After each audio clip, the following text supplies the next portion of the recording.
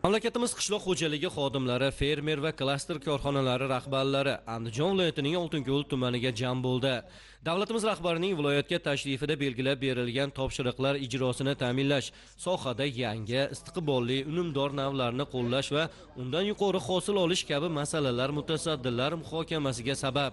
Bugungi kunda Andijon viloyati dalalarida paxta yetishtirishda intensiv agrotexnologiyalar asosida dehqonchilik qilinmoqda. Bu tajribani keng ommalashtirish va yangi tavsiyalar, ilmiy asoslangan tashabbuslarni qo'llash yuqori hosil olish garovi ekanligi e'tirof etildi.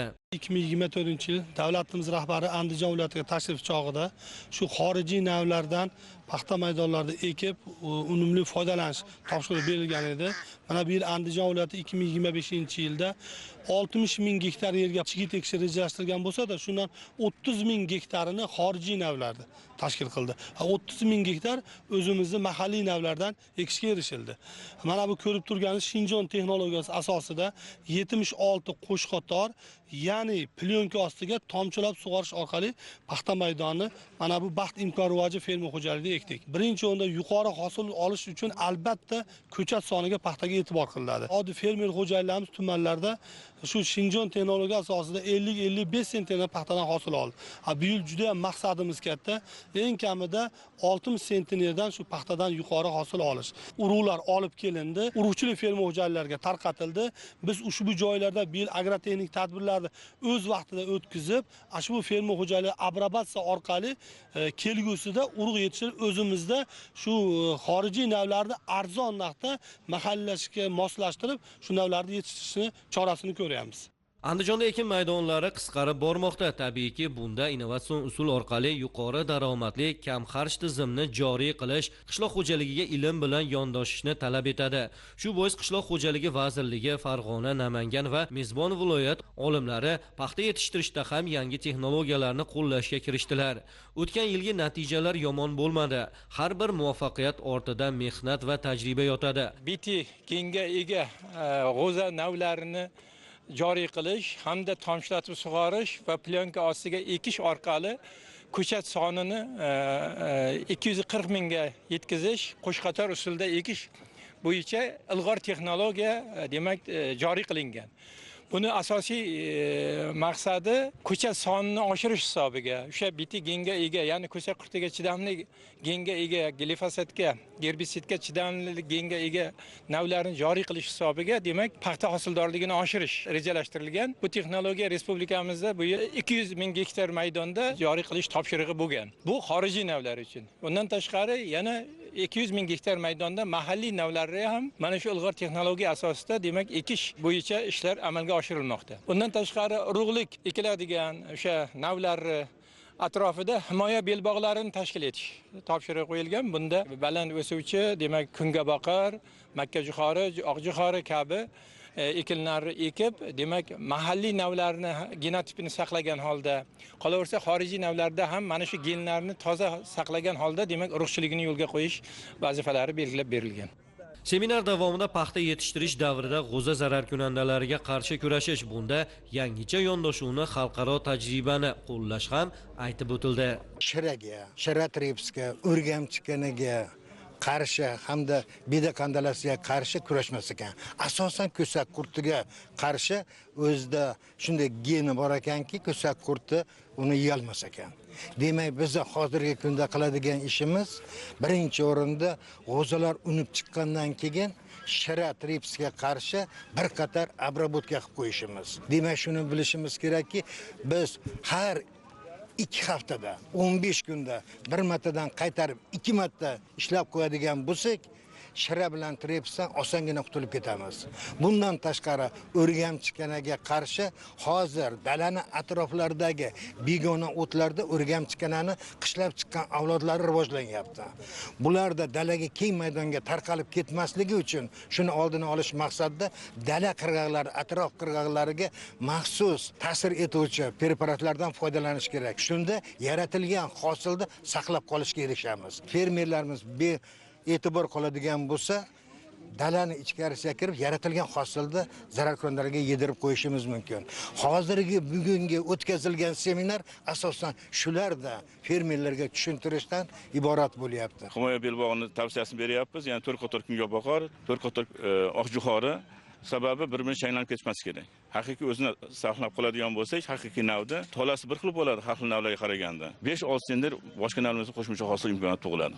Davlatimiz rahbarining paxtachilikda urug'chilik tizimini rivojlantirish hamda paxta hosildorligini oshirishning qo'shimcha chora-tadbirlari to'g'risidagi qaroriga asosan paxtachilikda zamonaviy samarador agrotexnologiyalarni qo'llash va urug'chilik tizimiga erkin bozor mexanizmlarini joriy etish orqali hosildorlikni keskin oshirish, paxta xomashyosini yetishtirishda ilmiy innovatsion yondashuvlarni qo'llashni kengaytirish ishlariga kirishildi. Bu agar mana shu agrotexnologiya o'zlashtiriladigan bo'lsa va ommalashtiriladigan bo'lsa, yaganalash, chopiq, kultivatsiya ishlari, chekanka ishlari amalga oshirilmaydi va hektariga 18 million so'mgacha bo'lgan qo'shimcha daromad olish imkoniyati bor, chunki ko'sak qurti zararlanmaydi, ko'sha soni ko'p va intensiv agrotexnologiya.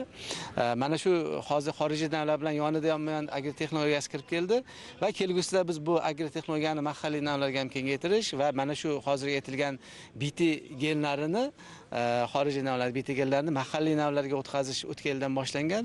O'tkazib 2-3 yillar ichida bizni fermerlarimizga, klasterlarimizga yoqadigan, ma'qul keladigan mahalliy navlarimizda mana shunday ko'sak qurtiga chidamli bitigelli g'o'za yangi navlar paydo bo'ladi va kelgusida mana shu intensiv agrotexnologiyani o'zlashtirish hisobiga, kengaytirish hisobiga hosildorlikni 2 barobargacha oshirish imkoniyati paydo bo'ladi. Bu intensiv agrotexnologiya qo'llash uchun fermer xo'jaliklarimizda klasslarda imkoniyat, salohiyat yetarli bo'lishi kerak. Ya'ni tomchilar sug'orish uskunalari o'rnatilgan, nima edi, plyonka ostiga ekish, texnikalar, ekish selkalari yoki paxta terish mashinalari shu bilan bog'liq. Endi o'tgan yilda demak 10% gacha bo'lgan 70 mingdan ortiq maydonlarda sinovdan o'tgan bo'lsa, bu yil mana endi bu yilgi joriy paxtachilik strategiyasi asosan 20% maydonlarga, paxta ekilgan maydonlarni mana shu BTG'li xorijiy g'o'za navlari ekilishi ko'zda tutilgan va 20% da biz mana shu agrotexnologiyani mahalliy navlarda ham sinovlarni o'tkazamiz. Kelgusida bu fermer xo'jaliklari klasslarimizni takliflari, tashabbusi asosida kengaytirilishi mumkin.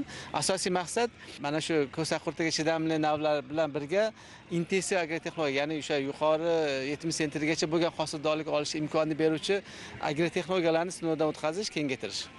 2025-yilda dala chetlari, kanallar hamda sug'orish va kollektor drenaj tarmoqlari atrofidagi maydonlarga mevali daraxtlar ekish prognoz ko'rsatkichlari ko'rib chiqildi. Shunga asosan 2159 gektar maydonlarga 1,684 ming dona ko'chat ekilishi belgilangan bo'lib, bugungi kun holatiga 2167 gektar maydonlarga 1,688 ming dona mevali ko'chatlar ekildi. Kollektor drenaj atroflari 42400 gektar maydonlarga 33 ming dona mevali va manzarali daraxt ko'chatlari ekildi. Bundan tashqari har qarich yerni daromad manbaiga aylantirish va oziq-ovqat xavfsizligini ta'minlash maqsadida 4167 nafar fermer xo'jaliklarining ekin maydonlari dala chetlariga sabzavot, poliz, dukkakli va moyli ekinlar urug'lari ekildi. Maqsad mamlakatimizning eksport salohiyatini oshirish, agrar va qayta ishlash sanoatida aholi bandligini ta'minlash hamda daromadlarni oshirish hisoblanadi.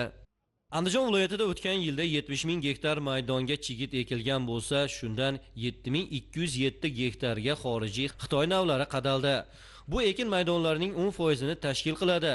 Barcha agrotexnik tadbirlar belgilangan talablarda amalga oshirildi va har bir gektarda parvarish qilinayotgan g'o'za ko'chatlarini tuproq iqlim sharoitida mo'l hosil yaratish choralari ko'rildi. Natijada o'rtacha 50 sentnergacha hosildorlikka erishildi. Buning uchun fermerlar tomonidan g'o'za maydonlarida tomchilatib sug'orish texnologiyalari joriy qilindi. Andijonda o'tkazilgan amaliy seminarda bu boradagi to'plangan tajribalar va yo'lga qo'yilgan ishlar ommalashtirildi. Bu tizimda afzalligini so'rasangiz, men o'tgan yil ekib ko'rdim. Mana shu Xitoyda Qo'shqatar 76 sxemasi, mana ko'rib turibsiz, 240 ming hosilni ko'chat beradi-da, past bo'ladi. 70 santimetrdan oshmaydi. 70 santimetrdan oshmagandan keyin quyosh ham o tayigacha tushib borar ekanda. Mana shu 30 gektarlik yerimiz, endi bu yoqda ham bor, jami mana shu yerda 94 gektar yerga ikkita nasos qo'yganmiz. 25 million so'mdan tushdi. 4-5 sentnerdan qo'shimcha hosil olsak, 4 yil, 5 yil ichida qoplab yuboradi. Qolgani koni foyda. Traktor kirmaydi. bo'ldi. Mana ko'rib turibsiz, o't yo'q. 6 kilodan stomp bilan birinchi marta ishlab oldik, bo'ldi. Shu bilan o't ham tugaydi. Mineral o'g'it, iqtisod, suv ham endi ko'p kerak emas. Oldinlari mana shu yerdan suvni qo'yardik, borguncha boshi ko'llab ketadi, oshiqcha suv ichib yoradi. Shunga o'xshagan pala-part ishlarga ham chek qo'yilgan. Qarang, yerdan iqtisod, suvchidan iqtisod, mineral o'g'itdan iqtisod, suvni o'zidan iqtisod. Yana hosildorlik balad bergandan keyin buni albatta qilish kerak. Yangi texnologiya bizni Namanganimizda ham 12000 gektar yer ekildi, paxta ekildi. Buni yaxshilik tarapligi birinchidan suv ekonom bo'ladi. Ko'chat soni 240 ming ko'chat soni bo'ladi bunda. Hosildorlik juda yuqori bo'ladi. Juda katta fermerlar uchun bir foydali. Foydasi bor bo'lsa borki, buni ziyoni hech qachon yo'q. Qachonki hosildorlik yuqori bo'lsa, yana keyin fermer boy bo'ladi. Buni chopiq qilinmaydi. Yuqoriga ko'tarib chiqqan o'tlar avtomatik o'laveradi. Bu odam kirmaydi, ish kuchidan yutadi, texnikadan yutadi. Texnika kirib chiqavermaydi. Mineral o'g'itdan yutadi. Oldin 1 gektar yerga 1 tonna mineral o'g'it solayotgan bo'lsa, bunda 150 kilo, 200 kilo mineral o'g'itdan ham ekonom bo'ladi-da. Har taraflama yuqori buni unumdorligi. Xorijiy navlardan Oltinko'l tumanidagi fermer xo'jaligida har gektar yerdan 52 sentnerdan paxtabod hamda Jalaquduq tumanlarida 55-58 sentnerdan paxta hosili olindi. Joriy yilda viloyatda 60 ming gektarga chigit ekilib, maydonlarning 28340 gektariga xorijiy navlar joylashtirildi. Barcha agrotexnik tadbirlarni amalga oshirish hisobiga 2025-yilda 60 ming gektar paxta maydonlaridan yalpi 262.800 tonna paxta yetishtirish, hosildorlikni o'rtacha 44 sentnergacha yetkazish rejalashtirilgan.